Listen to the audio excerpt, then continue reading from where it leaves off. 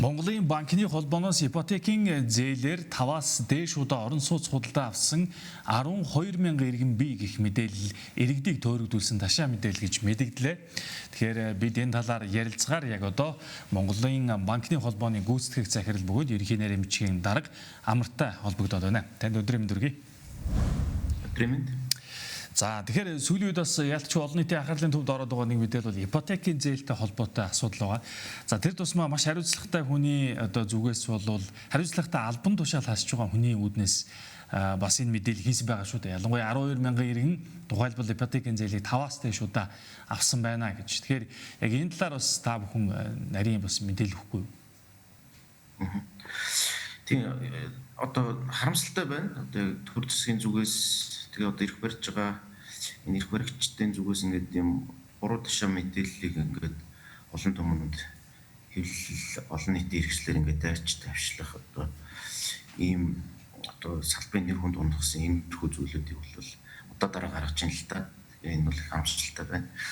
Ийм ерөөсөө 5-аас дээш ипотекийн зээл авсан хүн гэж ерөөсөө алга арилжааны банкарч тэр арилжааны банкны хүсрээрч тэр Монгол банкны засгийн газрын хүсрээрч тэр тийм хүн бол ерөөсөө алга байна тийм зээлдэгч. Тэгэхээр тэр бол бодлоо мэдээлэл харин зүгээр 2013 онд анхын 8% зээл эхэлсэн.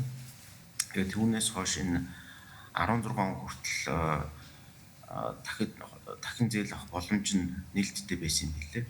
Тэгээд 16 онд дүрм журам өөрчлөгдөөд Монгол банкны энэ зээлийг бол давхар олгож болохгүй болсон. Одоо зээлийн үлдэгдэлтэй байж болохгүй.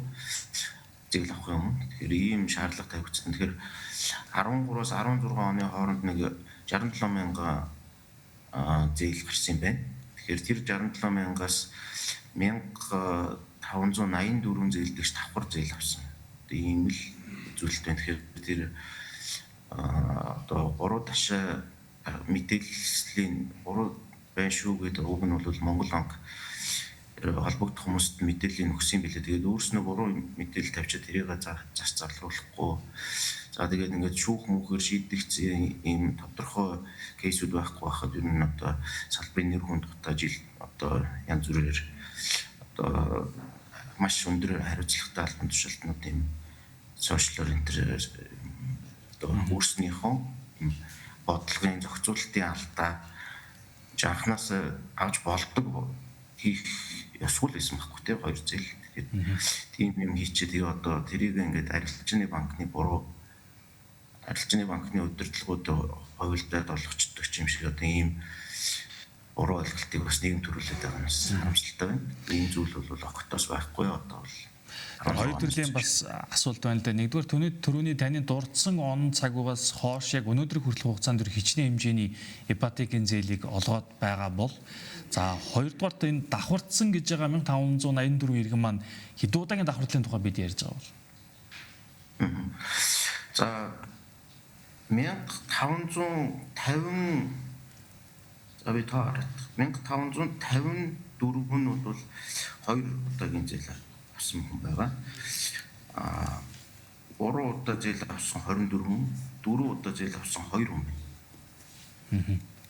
Тэгэхээр нөгөө түрүүний одоо таны тайлбарснаар бол бас ипотекийн зээлийн журмын зохицуултууд өөрөө давхардуулж олгох бол боломжгүй гэж байгаа шүү. Тэгэхээр энэ тохиолдолд бас энэ маань яаж тайлбарлагдж байгаа бол өөрөөр хэлбэл 1,554 хүн жишээ нь 2 удаа бас авцсан юм байна.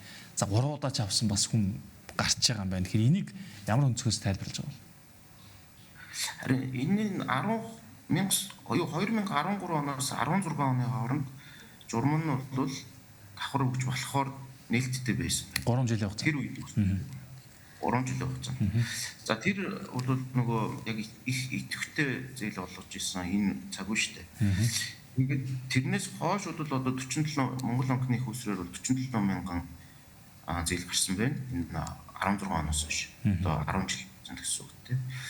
Энд бол огт давхардсан зээл бол байхгүй. Энэ дүрм журмаа мөрдөөд тэрний одоо зохицуулагч байгууллагуудад мэдээлэл өгүүлээд ил тод одоо ийм л шалгагдаад ингэж явж идэг ийм байна. Тэгэхээр энэ бол одоо огт худлаа ташаа мэдээлэл иргэдийг бол их бухимдуулсан л та.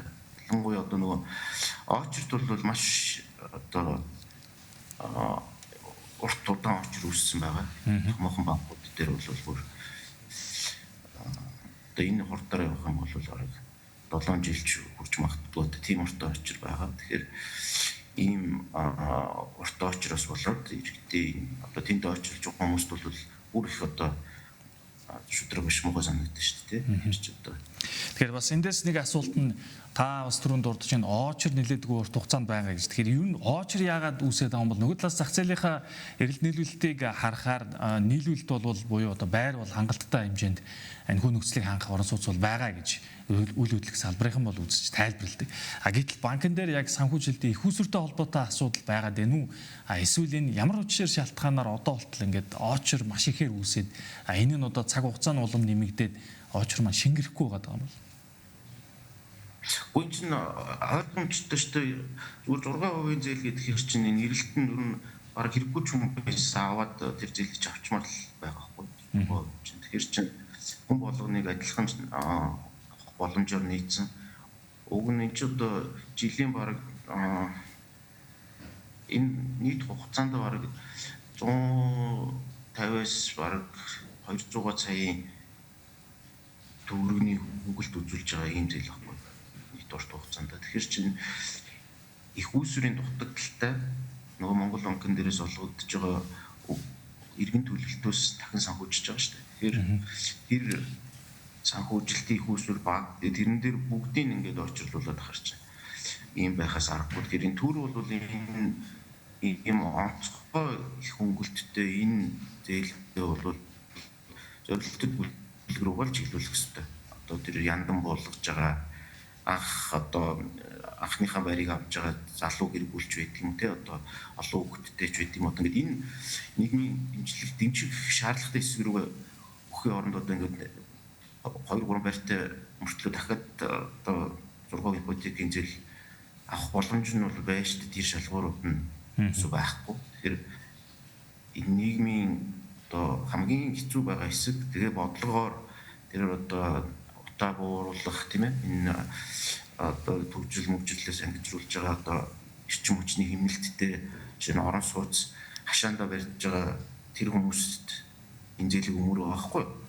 Тэгтэл одоо ингээд энэ хотын төвд ингээд шамбаарлуулаад төгжрөл үүсгээд байгаа одоо энэ өндөр цементийн цамхгуудыг одоо бас адилхан зээлгүүд байгаа. Тэгэхээр би бол энийг илүү энэ гэр хорооллын одоо энэ одоо яндан буулгаж байгаа эрчим хүчний хэмнэлттэй үйл бараг дулаан зарцуулахгүй юм байшингууд юу одоо нөгөө тав зарцуулахгүйгээр байшин дулаанаа хадгалдаг одоо ийм загварууд гарч чадсан шүү дээ. Тэгэхээр энэ төслүүдийг бол санхүүжүүлдэг баймаар байна л гэж.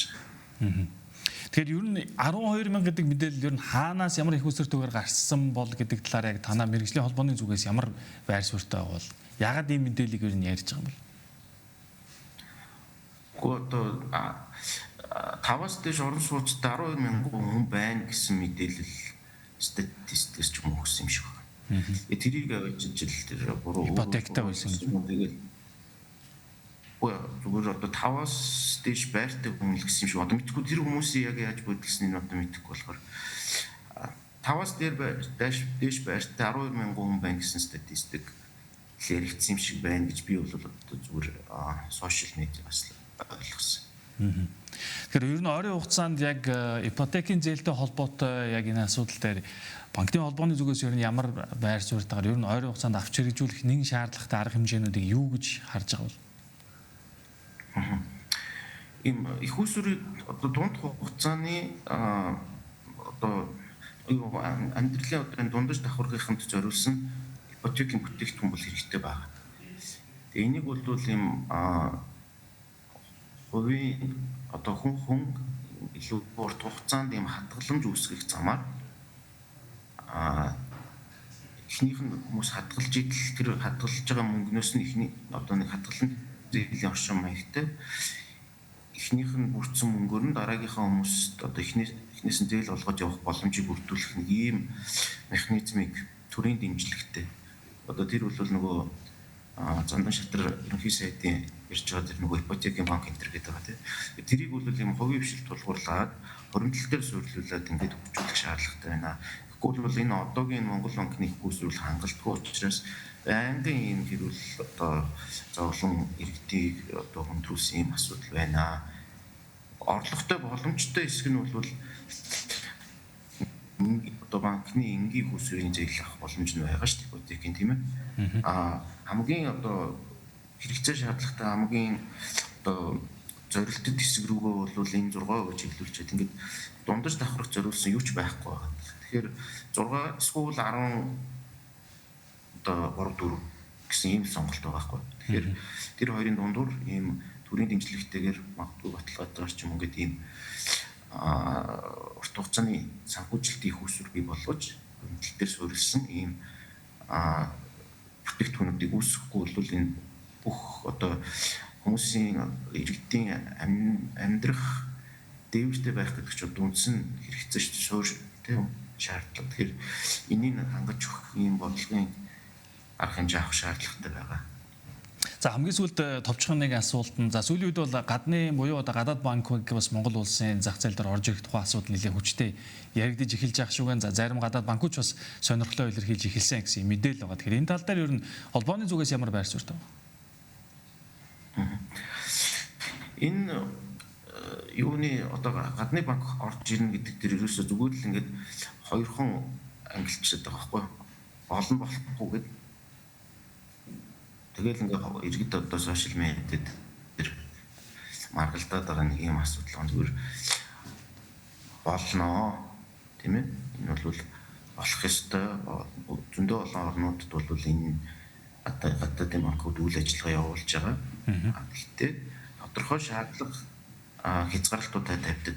За тэр нь бол юунаас сэргийлэх зорилготой вэ гэхээр тухайн одоо банкны өөрийн эдийн засаг байгаа орны өөрийн эдийн засаг нь муудс үед мөнгө татаад гарчих юм эрсдэл байдаг. Одоо санхүүгийн Азийн санхүүгийн хямрал байна. Ирландд одоо сая сүүлд бас ковидын дараа ингээд маш том хямралууд болсон. Тэрний яасан бэ гэхээр нөгөө гадны банк нь мөнгө татаад гараа явуулсан.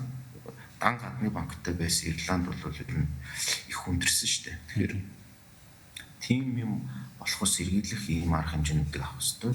Мэдээж өрсөлдөөн гадны банк орж ирснээр ноу хау өрсөлдөөн тийм ээ энэ нь бол сайжрна. Тэгэхээр тэр сайн чанаруудыг бол Монголд авч үлдэх хэрэгтэй. Гадны их усрууд орж ирэх боломж бүрдэнэ. Тэгэхээр ийм давуу талуудыг бол авахаар асуул талын хязгаарлахаар ийм зохицуулалтаа хийхгүй болон болохгүй гэж зүгээр маргалдаад авах болохгүй. За баярлалаа бид цаг үеийн асуудлаар Монгол банкны холбооны гүйцэтгэгч захирал бөгөөд ерөнхий нэрмжийн хянарга амартай ярилцлаа.